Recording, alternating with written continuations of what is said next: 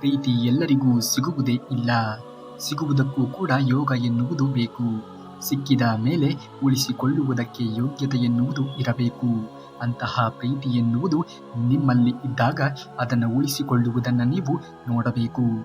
ನೀವು ನಿಜವಾಗಿಯೂ ಕೂಡ ಪ್ರೀತಿ ಮಾಡುತ್ತಾ ಇದ್ದರೆ ನಿಜವಾದ ಪ್ರೀತಿಯು 3 ಗುರುತುಗಳನ್ನು ನಿಮ್ಮಲ್ಲಿ ತಿಳಿಸಲ್ಪಡುತ್ತದೆ.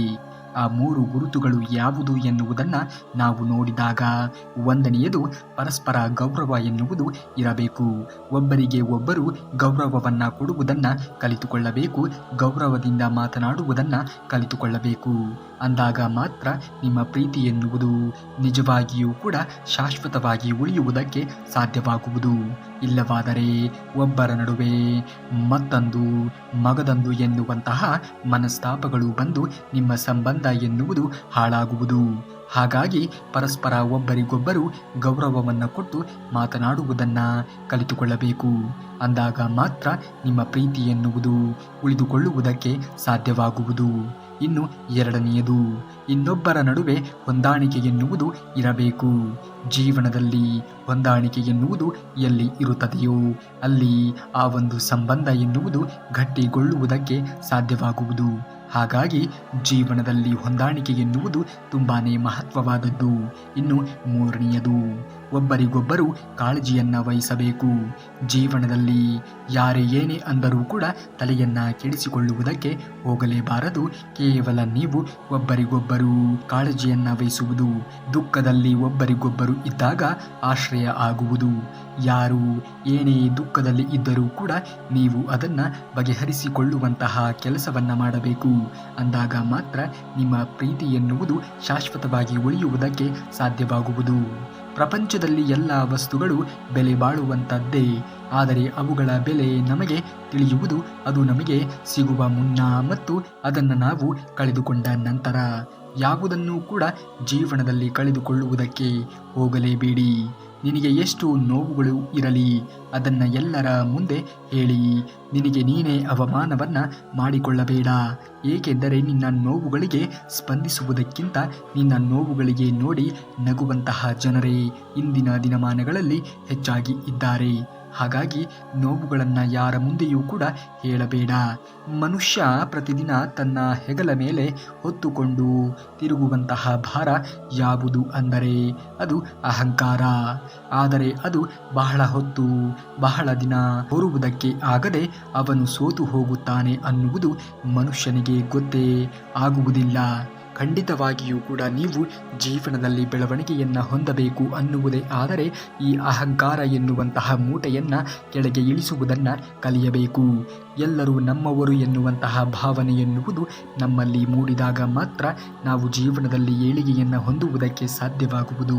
ಇನ್ನೊಬ್ಬರನ್ನು ತುಳಿದು ಬೆಳೆಯುವಂತಹ ಜನರ ಮನಸ್ಸಿನಲ್ಲಿ ಯಾವತ್ತಿಗೂ ಕೂಡ ಕೆಟ್ಟದ್ದೇ ತುಂಬಿರುತ್ತದೆ. ಅದು ಜೀವನದಲ್ಲಿ ಯಾವ ಸಂತೋಷವನ್ನು ನಮಗೆ ಕೊಡುವುದಕ್ಕೆ ಅಸಾಧ್ಯ. ಜೀವನದಲ್ಲಿ ಎಲ್ಲರೂ ಕೂಡ ನಮ್ಮವರೇ ಎನ್ನುವಂತಹ ಭಾವನೆ ಎನ್ನುವುದು ಇರಬೇಕು. ಅದೇ ಇನ್ನೊಬ್ಬರನ್ನ ಬೆಳೆಸಿ ತಾನೂ ಕೂಡ ಬೆಳೆಯಬೇಕು ಅನ್ನುವಂತಹ ಜನರ ಮನಸ್ಸಿನಲ್ಲಿ ಯಾವತ್ತಿಗೂ ಕೂಡ ಒಳ್ಳೆಯದೇ ತುಂಬಿರುತ್ತದೆ.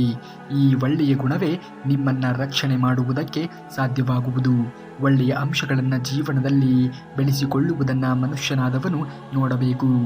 ಎಲ್ಲರ ಮುಂದೆಯೇ ಸಣ್ಣವನಾಗಿ ಬದುಕುವುದನ್ನು ಕಲಿ. ದೊಡ್ಡಸ್ತಿಕೆ ಪ್ರದರ್ಶನ ಯಾವತ್ತಿಗೂ ಕೂಡ ಒಳ್ಳೆಯದಲ್ಲ. ಏಕೆಂದರೆ ದೇವರು ಕೂಡ ಗಮನಿಸುತ್ತಾ ಇರುತ್ತಾನೆ. ದೇವರಿಗೆ ಕೊಡುವುದು ಗೊತ್ತಿದೆ, ಕೊಟ್ಟ ಮೇಲೆ ಕೊಟ್ಟಿರುವುದನ್ನು ಕಸಿದುಕೊಳ್ಳುವುದು ಕೂಡ ಗೊತ್ತಿದೆ. ಹಾಗಿದ್ದಾಗ ಕೊಟ್ಟಿದ್ದಾಗ ಯಾವುದೇ ಕಾರಣಕ್ಕೂ ಕೂಡ ದುರಹಂಕಾರವನ್ನು ಪಡುವುದಕ್ಕೆ ಮನುಷ್ಯ ಹೋಗಲೇಬಾರದು. ಸುತ್ತಲೂ ಇರುವರೆಲ್ಲರೂ ಕೂಡ ನಿನ್ನವರಂತೆ ಕಂಡರೂ ಕೂಡ ನಿನ್ನ ಸೋಲಿಗಾಗಿ ಕಾದು ಕುಳಿತಿರುತ್ತಾರೆ. ಅಂತಹ ಜನರ ಮುಂದೆ ನೀನು ದುರ್ಬಲರಂತೆ ಇರಬೇಡ. ಅವರ ಮುಂದೆ ಯಾವತ್ತೂ ಕೂಡ ನಿನ್ನ ನೋವನ್ನು ಹೇಳಿಕೊಳ್ಳಬೇಡ. ಏಕೆಂದರೆ ನೋವನ್ನು ಹೇಳಿಕೊಂಡಾಗ ಅವರು ನಿನ್ನ ನೋವನ್ನು ಸಂತೋಷವನ್ನಾಗಿ ಸ್ವೀಕರಿಸುತ್ತಾರೆ. ಪ್ರತಿಯೊಂದು ಜೀವಿಗೂ ಕೂಡ ಅವರು ಹುಟ್ಟುವ ಮೊದಲೇ ಅವರ ಆಯಸ್ಸು, ಪುಣ್ಯ, ಪಾಪ, ಕಾರ್ಯ, ವಿದ್ಯೆ, ಸಂಪತ್ತು ಮತ್ತು ಮರಣ ಈ 5ಗಳನ್ನು ಕೂಡ ನಿಶ್ಚಯಿಸುತ್ತಿರುತ್ತಾನೆ ಆ ದೇವರು. ಹಾಗಾಗಿ ಇಲ್ಲಿ ನಮ್ಮ ಕೈಯಲ್ಲಿ ಏನೂ ಕೂಡ ಇಲ್ಲ. ಎಲ್ಲವೂ ಮೇಲೆ ಇರುವಂತಹ ಶ್ರೀಕೃಷ್ಣ ಪರಮಾತ್ಮನ ಕೈಯಲ್ಲಿಯೇ ಇರುವುದು.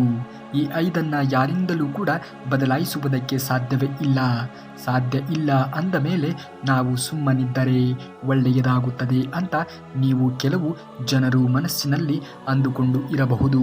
ಆದರೆ ಅದು ಖಂಡಿತವಾಗಿಯೂ ಕೂಡ ತಪ್ಪಾಗುತ್ತದೆ. ನಿಮ್ಮ ಕೆಲಸ ಕಾರ್ಯಗಳನ್ನು ನೀವು ಮಾಡುತ್ತಾ ಮುಂದುವರಿಯಬೇಕು. ನಿನಗೆ ಸಿಕ್ಕಿರುವಂತಹ ಈ ಜೀವನದಲ್ಲಿ ನೀನು ನಿನ್ನ ಕರ್ತವ್ಯವನ್ನು ಒಳ್ಳೆಯ ಮಾರ್ಗದಲ್ಲಿ, ಸನ್ಮಾರ್ಗದಲ್ಲಿ, ಶ್ರದ್ಧೆಯಿಂದ, ಭಕ್ತಿಯಿಂದ ಮಾತ್ರ ನಿನ್ನ ಜೀವನ ಎನ್ನುವುದು, ನಿನ್ನ ಗುರಿ ಎನ್ನುವುದು ನನಸಾಗುವುದಕ್ಕೆ ಸಾಧ್ಯವಾಗುವುದು. ನಿನಗೇನು ಬೇಕು ಅದಕ್ಕಾಗಿ ನೀನು ಹೋರಾಡಬೇಕು. ಇಲ್ಲದೆ ಇದ್ದರೆ ನಿನ್ನ ಹತ್ತಿರ ಇರೋದನ್ನೇ ನೋಡಿ ಪ್ರತಿದಿನ ನೀನು ಕಣ್ಣೀರನ್ನು ಸುರಿಸಬೇಕಾಗುತ್ತದೆ. ಅಂತಹ ತಪ್ಪು ನೀನು ಯಾವುದೇ ಕಾರಣಕ್ಕೂ ಕೂಡ ಮಾಡುವುದಕ್ಕೆ ಹೋಗಲೇಬೇಡ. ಜೀವನದಲ್ಲಿ ಇರುವುದು ಒಂದೇ ಒಂದು ದಿನ ಎಂದು ಕೊರಗಬೇಡ. ಪ್ರತಿದಿನವನ್ನೂ ಕೂಡ ನೀನು ಸರಿಯಾದ ರೀತಿಯಲ್ಲಿ ಬಳಸಿಕೊಳ್ಳುವುದನ್ನು ನೋಡು.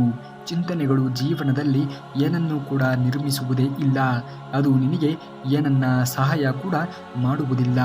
ಆದ್ದರಿಂದ ಆಗುವಂತಹ ಪ್ರಯೋಜನಕ್ಕಿಂತ ಸಂಭವಿಸುವಂತಹ ನಷ್ಟವೇ ಹೆಚ್ಚಾಗುತ್ತದೆ. ಜೀವನದಲ್ಲಿ ಎಲ್ಲರಿಗೂ ಕೂಡ ಚಿಂತೆ ಎನ್ನುವುದು ಇದ್ದೇ ಇರುತ್ತದೆ. ಆದರೆ ಅತಿಯಾಗಿ ಚಿಂತನೆಗಳನ್ನು ಮಾಡುವುದನ್ನು ನಿಲ್ಲಿಸಿದಾಗ ಮಾತ್ರ ಮನುಷ್ಯನಾದವನು ಬೆಳವಣಿಗೆಯನ್ನು ಹೊಂದುವುದಕ್ಕೆ ಸಾಧ್ಯವಾಗುವುದು. ಚಿಂತನೆ ಎನ್ನುವುದು ನಮ್ಮನ್ನು ಚಿತೆಗೆ ಏರುವಂತೆ ಮಾಡುತ್ತದೆ.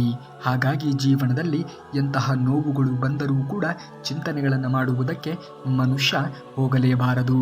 ಬದಲಾವಣೆ ಈ ಪ್ರಪಂಚದ ನಿಯಮವಾಗಿದೆ. ಕಾಲ ಯಾವತ್ತಿಗೂ ಕೂಡ ಒಂದೇ ರೀತಿಯಾಗಿ ಇರುವುದಕ್ಕೆ ಸಾಧ್ಯವೇ ಇಲ್ಲ. ಲಕ್ಷದ ಮಾಲೀಕ ಭಿಕ್ಷಕನಾಗಬಹುದು, ಭಿಕ್ಷಕನು ಕುಬೇರನು ಕೂಡ ಆಗಬಹುದು.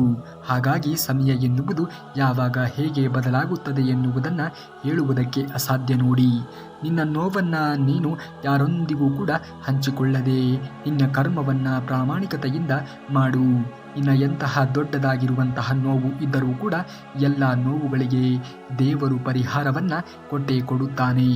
ಆದರೆ ಎಲ್ಲದಕ್ಕೂ ಕೂಡ ಕಾಲ ಎನ್ನುವುದು ಕೂಡಿ ಬರಲೇಬೇಕು. ಅಲ್ಲಿಯವರೆಗೆ ನೀನು ಜೀವನದಲ್ಲಿ ತಾಳ್ಮೆಯನ್ನು ತೆಗೆದುಕೊಳ್ಳಬೇಕಾಗಿರುವುದು ತುಂಬಾ ಮಹತ್ವವಾದದ್ದು. ಜೀವನದಲ್ಲಿ ಆಗುವುದೆಲ್ಲವೂ ಕೂಡ ಒಳ್ಳೆಯದಕ್ಕೆ ಆಗುತ್ತದೆ ಎನ್ನುವ ನಂಬಿಕೆಯಿಂದ ಜೀವನವನ್ನು ಕಳೆಯಬೇಕು. ಜೀವನ ಇರುವುದೇ 2 ದಿನ. ಒಂದು ನಿನ್ನ ಪರವಾದ ದಿನವಾದರೆ ಇನ್ನೊಂದು ನಿನ್ನ ವಿರುದ್ಧವಾಗಿರುವಂತಹ ದಿನ.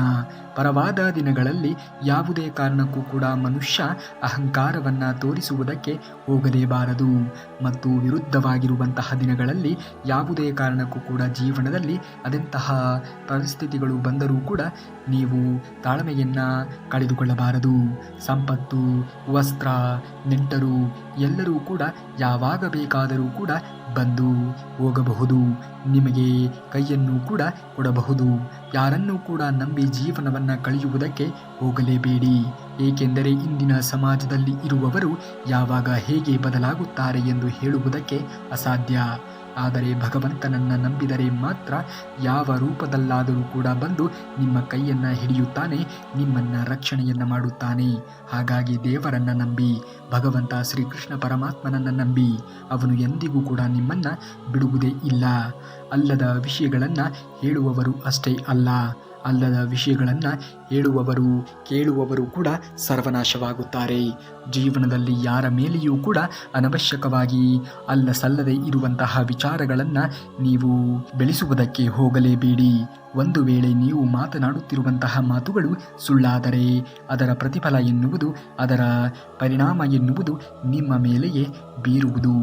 ಜೀವನದಲ್ಲಿ ಇತರರಿಗೆ ಒಳ್ಳೆಯದನ್ನು ಮಾಡಿ, ನಿಮಗೂ ಕೂಡ ಒಳ್ಳೆಯದು ಆಗುತ್ತದೆ. ಇತರರಿಗೆ ಕೆಟ್ಟದ್ದನ್ನು ಮಾಡಿದಾಗ ದೇವರು ನಿಮಗೂ ಕೂಡ ಕೆಟ್ಟದ್ದನ್ನು ಆಗುವಂತೆ ನೋಡಿಕೊಳ್ಳುತ್ತಾನೆ. ಶಕುನಿಯ ಮಾತುಗಳನ್ನು ಕೇಳಿದಂತಹ ಕೇವಲ ದುರ್ಯೋಧನ ಅಷ್ಟೇ ನಾಶವಾಗಲಿಲ್ಲ, ಇಡೀ ಕೌರವ ಕುಲದ ಜೊತೆಗೆ ಶಕುನಿಯೂ ಕೂಡ ನಾಶವಾಗುತ್ತಾನೆ. ಯಾವತ್ತಿಗೂ ಕೂಡ ಬೇರೆಯವರ ಜೀವನದಲ್ಲಿ ಶಕುನಿಯ ಕೆಲಸಗಳನ್ನು ಮಾಡುವುದಕ್ಕೆ ಮನುಷ್ಯನಾದವನು ಹೋಗಲೇಬಾರದು. ಖಂಡಿತವಾಗಿಯೂ ಕೂಡ ಆದರೆ ಒಳ್ಳೆಯದನ್ನು ಮಾಡಿ, ಒಳ್ಳೆಯದನ್ನು ಬಯಸಿ, ಒಳ್ಳೆಯ ಪ್ರಯತ್ನಗಳನ್ನು ಮಾಡಿ. ನಿಮ್ಮ ಸುತ್ತಮುತ್ತಲೂ ಕೂಡ ಒಳ್ಳೆಯ ವಾತಾವರಣವನ್ನು ಜೀವನದಲ್ಲಿ ಬೆಳೆಸಿಕೊಳ್ಳಿ. ನಿಮ್ಮ ಆಲೋಚನೆಗಳು ಸದಾ ಕಾಲ ಒಳ್ಳೆಯದಾಗಿ ಇರಲಿ. ಅಂದಾಗ ಮಾತ್ರ ನಿಮ್ಮ ಬದುಕು ಎನ್ನುವುದು ಒಳ್ಳೆಯ ರೀತಿಯಲ್ಲಿ ಕಟ್ಟಿಕೊಳ್ಳುವುದಕ್ಕೆ ಸಾಧ್ಯವಾಗುವುದು. ಯಾವ ಹಸುವು ಕೂಡ ತನ್ನ ಕರುವಿಗೆ ಮೇವನ್ನು ಸಂಗ್ರಹ ಮಾಡಿ ಇಟ್ಟು ಸಾಯುವುದಿಲ್ಲ. ಆದರೆ ಮನುಷ್ಯ ತನ್ನ ಮಕ್ಕಳಿಗೆ, ತನ್ನ ಮೊಮ್ಮಕ್ಕಳಿಗೆ ಬೇಕು ಎಂದು ಎಲ್ಲವನ್ನ ಸಿರಿ ಸಂಪತ್ತುಗಳನ್ನು ಸಂಗ್ರಹ ಮಾಡಿ ಇಟ್ಟು ಸಾಯುತ್ತಾನೆ. ಇದೇ ಮನುಷ್ಯನಿಗೆ ಮತ್ತು ಪ್ರಾಣಿಗಳಿಗೆ ಇರುವಂತಹ ವ್ಯತ್ಯಾಸ. ಜೀವನದಲ್ಲಿ ಪ್ರತಿಯೊಂದರ ಬೆಲೆ ಎನ್ನುವುದು ಪ್ರತಿಯೊಬ್ಬರಿಗೂ ಕೂಡ ಗೊತ್ತಾಗಲೇಬೇಕು. ಅಂದಾಗ ಮಾತ್ರ ಈ ಜೀವನದ ಮಹತ್ವ ಏನು ಎನ್ನುವುದು ಅವರಿಗೆ ಅರ್ಥವಾಗುವುದಕ್ಕೆ ಸಾಧ್ಯವಾಗುವುದು. ಈ ನೋವಿನ ಅರ್ಥ ಎನ್ನುವುದು, ಈ ಸಂಬಂಧಗಳ ಅರ್ಥ ಎನ್ನುವುದು, ಈ ವಸ್ತುವಿನ ಅರ್ಥ ಎನ್ನುವುದು, ಹಣ, ಆಸ್ತಿ, ವೈಢೂರ್ಯ ಏನೇ ಇದ್ದರೂ ಕೂಡ ಅದರ ಅರ್ಥ ಎನ್ನುವುದು, ಅದರ ಮಹತ್ವ ಎನ್ನುವುದು ಅವರಿಗೆ ಆಗುವುದಕ್ಕೆ ಸಾಧ್ಯವಾಗುವುದು. ಹಾಗಾಗಿ ಜೀವನದಲ್ಲಿ ಎಂದಿಗೂ ಕೂಡ ಸಂಗ್ರಹಿಸಿ ಇಟ್ಟು ಹೋಗಬೇಡಿ. ನಿಮ್ಮ ಜೀವನದಲ್ಲಿ ಆದರೆ 4 ಜನರಿಗೆ ಒಳ್ಳೆಯದನ್ನು ಬಯಸಿ, ಒಳ್ಳೆಯದನ್ನು ಮಾಡಿ ಹೋಗಿ. ಜೀವನದಲ್ಲಿ ನೆಮ್ಮದಿಯಾಗಿ ಇರಬೇಕು ಅಂದರೆ ನಾವು ಇನ್ನೊಬ್ಬರ ವಿಷಯಕ್ಕೆ ಅನವಶ್ಯಕವಾಗಿ ಕಿವಿಯನ್ನು ಕೊಡುವುದಕ್ಕೆ ಹೋಗಬಾರದು. ಇನ್ನೊಬ್ಬರ ವಿಷಯಕ್ಕೆ ನಾವು ಎಂದಿಗೂ ಕೂಡ ತಲೆಯನ್ನು ಕೆಡಿಸಿಕೊಳ್ಳುವುದಕ್ಕೆ ಹೋಗಲೇಬಾರದು. ಮತ್ತೊಬ್ಬರ ಬಗ್ಗೆ ಏನೇ ಮಾತನಾಡಿದರೂ ಕೂಡ ತಲೆಯನ್ನು ಕೆಡಿಸಿಕೊಳ್ಳುವುದಕ್ಕೆ ಹೋಗಬಾರದು. ನಮ್ಮ ಪಾಡಿಗೆ ನಾವಿದ್ದು ನಮ್ಮ ಜೀವನದಲ್ಲಿ ನಾವೇ ಮುಂದೆ ನಡೆಸುವುದನ್ನು ಕಲಿಯಬೇಕು. ನಾನು ಇಲ್ಲದಿರುವಾಗಲೂ ಕೂಡ ಪ್ರಪಂಚ ಎನ್ನುವುದು ಇತ್ತು, ನಾನು ಬಂದು ಹೋದ ಮೇಲೆಯೂ ಕೂಡ ಈ ಪ್ರಪಂಚ ಎನ್ನುವುದು ಇದ್ದೇ ಇರುತ್ತದೆ ಎನ್ನುವಂತಹ ಸತ್ಯವನ್ನು ಅರಿತವನು ಮಾತ್ರ ಅಹಂಕಾರವನ್ನು ಪಡುವುದಕ್ಕೆ ಸಾಧ್ಯವೇ ಇಲ್ಲ. ಜೀವನದಲ್ಲಿ ಯಾವುದು ಕೂಡ ಇಲ್ಲಿ ಶಾಶ್ವತ ಅನ್ನುವುದು ಇಲ್ಲ. ಎಲ್ಲ ನಿನ್ನನ್ನು ಅಗೌರವದಿಂದ ನೋಡುತ್ತಾರೆ ಅಂದಾಗ ಖಂಡಿತವಾಗಿಯೂ ಕೂಡ ನೀನು ಆ ಜಾಗದಲ್ಲಿ ಇರುವುದಕ್ಕೆ ಹೋಗಲೇಬೇಡ. ಇನ್ನೊಬ್ಬರು ತುಳಿದು ಬೆಳೆಯಲು ನೋಡಿದರೆ ಮೇಲೊಬ್ಬ ನಿಮ್ಮನ್ನು ಕೂಡ ತಿಳಿಯುವುದಕ್ಕೆ ಬಂದೇ ಬರುತ್ತಾನೆ ಎನ್ನುವುದನ್ನು ಮರೆಯಬೇಡಿ. ಜೀವನದಲ್ಲಿ ಎಂದಿಗೂ ಕೂಡ ಹತಾಶೆಗೆ ಒಳಗಾಗಬೇಡ. ಏಕೆಂದರೆ ಈ ಜೀವನವೇ ಶಾಶ್ವತ ಅಲ್ಲ ಎಂದಾಗ ಇನ್ನು ಈ ಜೀವನದಲ್ಲಿ ಉದ್ಭವ ಆಗುವಂತಹ ನೋವುಗಳು, ಸಮಸ್ಯೆಗಳು, ಸಂಕಟಗಳು ಹೇಗೆ ತಾನೇ ಶಾಶ್ವತವಾಗಿ ನಿಲ್ಲುವುದಕ್ಕೆ ಸಾಧ್ಯವಾದೀತು ಹೇಳಿ? ಖಂಡಿತವಾಗಿಯೂ ಕೂಡ ಅವು ಮುಗಿದು ಹೋಗುತ್ತದೆ. ಜೀವನದಲ್ಲಿ ಎಲ್ಲವೂ ಕೂಡ ಮುಗಿದು ಹೋಗುತ್ತದೆ. ಜೀವನವೇ ಶಾಶ್ವತ ಅಲ್ಲ, ಕಾಯುವವನು ಮೇಲಿರುವನು. ಹೌದು, ಈ ಮಾತು ಸತ್ಯ. ಆದರೆ ನೀವು ಕಾಯುವಂತೆ ಬಾಳಿದರೆ ಮಾತ್ರ ಕಾಯುವವನು ನಿಮ್ಮನ್ನು ಕಾಯುವುದಕ್ಕೆ ಸಾಧ್ಯವಾಗುವುದು. ಹಾಗಾಗಿ ಜೀವನದಲ್ಲಿ ಒಳ್ಳೆಯ ಅಂಶಗಳನ್ನು ಬೆಳೆಸಿಕೊಳ್ಳಿ. ಸತ್ಯ, ಧರ್ಮ, ನಿಷ್ಠೆ, ಪ್ರಾಮಾಣಿಕತೆ ಇಂದ ನೀವು ಜೀವನವನ್ನು ನಿರ್ವಹಿಸುವುದನ್ನು ಕಲಿತುಕೊಳ್ಳಬೇಕು. ತುಂಬ ಯೋಚನೆಯನ್ನು ಮಾಡುವುದಕ್ಕೆ ಹೋಗಬೇಡಿ. ಏಕೆಂದರೆ ನಿಮ್ಮ ಈ ಒಂದು ಜೀವನದ ಬಗ್ಗೆ ಯೋಚನೆಗಳನ್ನು ಮಾಡಿಯೇ ದೇವರು ನಿಮ್ಮನ್ನು ಸೃಷ್ಟಿ ಮಾಡಿರುತ್ತಾನೆ. ಹಾಗಾಗಿ ಎಂದಿಗೂ ಕೂಡ ಅತಿಯಾಗಿ ಯೋಚನೆಗಳನ್ನು ಮಾಡುವುದಕ್ಕೆ ಹೋಗಬೇಡಿ. ಆಗುವುದೆಲ್ಲ ಒಳ್ಳೆಯದೇ ಆಗುತ್ತದೆ. ಜೀವನದಲ್ಲಿ ಸಂದರ್ಭಕ್ಕೆ ಅನುಗುಣವಾಗಿ ನಿಮ್ಮ ಜೀವನವನ್ನು ನಿರ್ವಹಿಸುವುದನ್ನು ಕಲಿಯಬೇಕು. ಸದಾ ಕಾಲ ಒಳ್ಳೆಯ ಸಂದರ್ಭಗಳೇ ಬರಬೇಕು ಎಂದು ಅಪೇಕ್ಷೆ ಪಡುವುದು ಕೂಡ ತಪ್ಪು. ಸದಾ ಕಾಲ ಕೆಟ್ಟ ಪರಿಸ್ಥಿತಿಗಳು ಉದ್ಭವ ಆಗುತ್ತಿದೆ ಎಂದು ನೀವು ನೊಂದಿಕೊಳ್ಳುವುದು ಕೂಡ ತಪ್ಪು. ಎರಡೂ ಪರಿಸ್ಥಿತಿಗಳನ್ನು ಸಮಾನವೊಂದು ಮನಸ್ಥಿತಿಯಿಂದ ಸ್ವೀಕರಿಸುತ್ತಾ ಎರಡೂ ಕಾಲಮಾನಕ್ಕೆ ಅನುಗುಣವಾಗಿ ನಡೆದುಕೊಳ್ಳುವುದನ್ನು ಕಲಿತುಕೊಳ್ಳಬೇಕು. ಸದಾ ಒಳ್ಳೆಯ ಸಂಕಲ್ಪ ಮತ್ತು ಒಳ್ಳೆಯ ಕರ್ಮಗಳನ್ನು ಮಾಡುವ ವ್ಯಕ್ತಿಯು ಅನವಶ್ಯಕ ಸಮಸ್ಯೆಗಳಿಂದ ದೂರವೇ ಇರುತ್ತಾನೆ. ಏನೇ ಕೆಲಸಗಳನ್ನು ಮಾಡಿದರೂ ಕೂಡ ಅದು ಸಿದ್ಧಿಯಾಗುತ್ತದೆ. ನಮ್ಮ ಆಲೋಚನೆಗಳು ಎನ್ನುವುದು ಸದಾ ಕಾಲ ಒಳ್ಳೆಯ ರೀತಿಯಲ್ಲಿ ಇದ್ದಾಗ, ನಡೆಯುವಂತಹ ದಾರಿಗಳಲ್ಲಿ ಚುಚ್ಚುವ ಮುಳ್ಳುಗಳು ಇದ್ದರೆ ನಾವು ಹೇಗೆ ಪಾದರಕ್ಷೆಗಳನ್ನು ಮೆಟ್ಟಿ ನಡೆಯುವುದನ್ನು ಕಲಿಯುತ್ತೇವೆಯೇ ಅದೇ ರೀತಿಯಾಗಿ ನಾವು ನಡೆಯುವಂತಹ ದಾರಿಯಲ್ಲಿ ನಮ್ಮನ್ನು ಕುರಿತು ಚುಚ್ಚು ಮಾತನಾಡುವಂತಹ ಮುಳ್ಳಿನ ರೀತಿಯಲ್ಲಿ ಇರುವಂತಹ ಜನರು ಇದ್ದರೆ ಅವರನ್ನು ನಮ್ಮ ಪಾದರಕ್ಷೆಗಳನ್ನು ಬಿಡುವಂತಹ ಸ್ಥಳದಲ್ಲಿಯೇ ಬಿಟ್ಟು ನಡೆಯುವುದನ್ನು ಕಲಿತುಕೊಳ್ಳಬೇಕು. ಅವರಿಂದ ನಮಗೆ ಆಗಬೇಕಾಗಿರುವುದು ಏನೂ ಕೂಡ ಇಲ್ಲ. ಕೆಲವು ಜನರು ಇರುತ್ತಾರೆ, ಬೆಳೆದವರನ್ನ ಅಥವಾ ಬೆಳೆಯುತ್ತಿರುವವರನ್ನ ಕಂಡರೆ ಆಗುವುದೇ ಇಲ್ಲ. ಅಂಥವರ ಬಗ್ಗೆ ಎಂದಿಗೂ ಕೂಡ ತಲೆಯನ್ನು ಕೆಡಿಸಿಕೊಳ್ಳುವುದಕ್ಕೆ ಹೋಗಲೇಬೇಡಿ. ಜೀವನ ಎನ್ನುವುದೇ ಹಾಗೆಯೇ. ಇಲ್ಲಿ ಎಲ್ಲರೂ ಕೂಡ ಇರುತ್ತಾರೆ, ಆದರೆ ಎಲ್ಲರನ್ನ ನಿಭಾಯಿಸಿ ನಡೆಯುವುದನ್ನು ನೀನು ಕಲಿತುಕೊಳ್ಳಬೇಕು. ಜೀವನದಲ್ಲಿ ನೀವು ಸರಿಯಾದ ದಾರಿಯಲ್ಲಿ ನಡೆಯುತ್ತಾ ಇದ್ದರೆ ಅದನ್ನು ಸಾಬೀತುಪಡಿಸುವಂತಹ ಅವಶ್ಯಕತೆಯೇ ಇಲ್ಲ. ಕಾಲವೇ ಅದಕ್ಕೆ ಸರಿಯಾದ ಉತ್ತರವನ್ನು ಕೊಡುತ್ತದೆ. ಜೀವನದಲ್ಲಿ ಯಾರ ಟೀಕೆ ಟಿಪ್ಪಣಿಗಳಿಗೂ ಕೂಡ ತಲೆಯನ್ನು ಕೆಡಿಸಿಕೊಳ್ಳುವುದಕ್ಕೆ ಹೋಗಲೇಬೇಡಿ. ಮನುಷ್ಯನಿಗೆ ಕುಡಿಯಲು ಶುದ್ಧವಾಗಿರುವಂತಹ ನೀರು, ಸೇವಿಸಲು ಶುದ್ಧವಾಗಿರುವಂತಹ ಗಾಳಿ ಬೇಕು. ಹೊಟ್ಟೆಗೆ ಶುದ್ಧವಾಗಿರುವಂತಹ ಆಹಾರ ಬೇಕು. ತಾನು ಜೀವಿಸಲು ಶುದ್ಧವಾಗಿರುವಂತಹ ಪರಿಸರವೂ ಕೂಡ ಬೇಕು. ಆದರೆ ಇದನ್ನೆಲ್ಲ ಬಳಸುವಂತಹ ತಾನು ಮಾತ್ರ ಶುದ್ಧನಾಗಿ ಇರುವುದಕ್ಕೆ ಎಂದಿಗೂ ಕೂಡ ಮನುಷ್ಯ ಪ್ರಯತ್ನವನ್ನು ಪಡುವುದೇ ಇಲ್ಲ. ಇದು ವಿಪರ್ಯಾಸವಾದರೂ ಕೂಡ ಸತ್ಯವಾಗಿರುವಂತಹ ಮಾತು. ಜೀವನದಲ್ಲಿ ಯಾವಾಗಲೂ ಕೂಡ ನಾವು ಶುದ್ಧತೆಯಿಂದ ಜೀವನವನ್ನು ನಿರ್ವಹಿಸುವುದನ್ನು ಕಲಿತುಕೊಳ್ಳಬೇಕು. ಯಾರ ಬಗ್ಗೆಯೂ ಕೂಡ ಕೆಟ್ಟದ್ದನ್ನು ಯೋಚನೆ ಮಾಡಬಾರದು. ಯಾರ ಜೀವನದಲ್ಲಿಯೂ ಕೂಡ ನಾವು ಕೆಟ್ಟದ್ದನ್ನು ಬಯಸುವುದಕ್ಕೆ, ಕೆಟ್ಟ ರೀತಿಯ ಪರಿಣಾಮವನ್ನು ಬೀರುವುದಕ್ಕೆ ಎಂದಿಗೂ ಕೂಡ ನೋಡಲೇಬಾರದು. ತಮ್ಮವರಿಗಾಗಿ ಸಹಾಯವನ್ನು ಮಾಡುವುದನ್ನು ಅಥವಾ ಬುದ್ಧಿ ಹೇಳುವುದನ್ನು ನಾಲ್ಕು ಗೋಡೆಗಳ ಮಧ್ಯೆ ಮಾಡಬೇಕಂತೆ.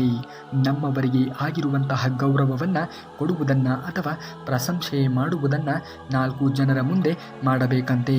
ಇದರಿಂದ ನಮ್ಮ ಗೌರವದ ಜೊತೆಗೆ ನಮ್ಮವರ ಗೌರವವನ್ನು ಕೂಡ ನಾವು ಹೆಚ್ಚು ಮಾಡಿದಂತೆ, ಅವರ ಗೌರವವನ್ನು ಕೂಡ ನಾವು ಕಾಪಾಡಿದಂತೆ ಆಗುವುದು. ಹಾಗಾಗಿ ಜೀವನದಲ್ಲಿ ಏನೇ ತಪ್ಪುಗಳು ನಡೆದರೂ ಕೂಡ ಅದನ್ನೆಲ್ಲ ಹೇಗೆ ನೀವು ಸ್ವೀಕರಿಸುತ್ತೀರಾ ಎನ್ನುವುದರ ಮೇಲೆ ನಿಮ್ಮ ಸಂಬಂಧ ಎನ್ನುವುದು ವೃದ್ಧಿ ಆಗುತ್ತಾ ಹೋಗುವುದು.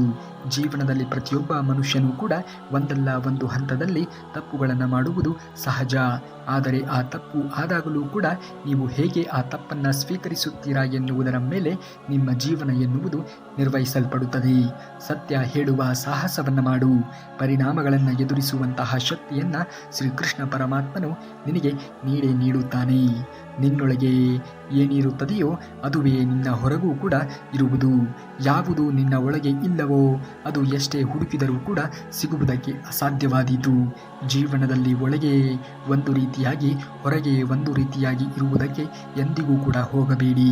ಅದರ ಪರಿಣಾಮ ಎನ್ನುವುದು ಕೆಟ್ಟದ್ದಾಗಿಯೇ ಅನುಭವಿಸಬೇಕಾಗುತ್ತದೆ. ತಪ್ಪು ಹೆಜ್ಜೆ ಇಡುವುದು ಸಹಜ. ಅದರಿಂದ ಬೇಗ ಎಚ್ಚೆತ್ತುಕೊಳ್ಳುವುದು ಬುದ್ಧಿವಂತಿಕೆಯ ಲಕ್ಷಣವಾಗಿದೆ. ಹಾಗಾಗಿ ತಪ್ಪಾದಾಗ ಕೂರುವುದಕ್ಕಿಂತ ಮುಂದೆ ತಪ್ಪಾಗದಂತೆ ನೋಡಿಕೊಳ್ಳುವುದು ಉತ್ತಮ ವ್ಯಕ್ತಿಯ ಲಕ್ಷಣವಾಗಿದೆ. ಜೀವನದಲ್ಲಿ ಪ್ರತಿಯೊಬ್ಬರೂ ಕೂಡ ತಪ್ಪನ್ನು ಮಾಡುತ್ತಾರೆ. ತಪ್ಪು ಆಗುವುದು ಸಹಜ. ತಪ್ಪಾಗಿದೆ ಎಂದು ಜೀವನವನ್ನು ಕಳೆದುಕೊಳ್ಳಬಾರದು. ತಪ್ಪಿಗೆ ಪರಿಹಾರವನ್ನು ಹುಡುಕಬೇಕು.